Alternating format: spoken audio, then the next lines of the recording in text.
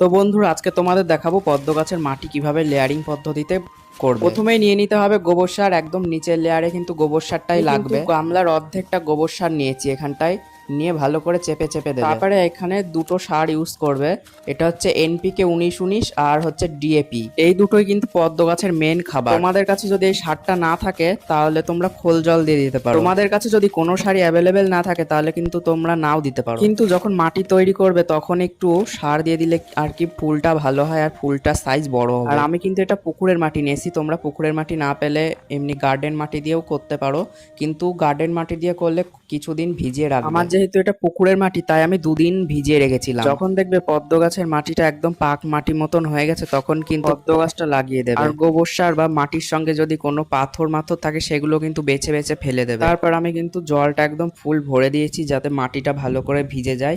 আর ওপর দিয়ে অনেক নোংরা ছিল, ওর জন্য নোংরাগুলো ছেঁকে নিচ্ছিলাম। তোমরা শুধু একবার টিউবারটা সাইজ দেখো কত মোটা আর কত বড়, আর দেখো রানার বেরিয়েছে একটা, সঙ্গে কিন্তু একটা ছোট্ট পদ্মের কুড়িও ছিল। আর আমি কিন্তু টিউবারটা ভিজিয়ে রেখেছিলাম 4 দিন। আর দেখো মাটিটা কিন্তু একদম পাক মাটি হয়ে গেছে, এখন কিন্তু একটু চটকে নিচ্ছি ভালো করে।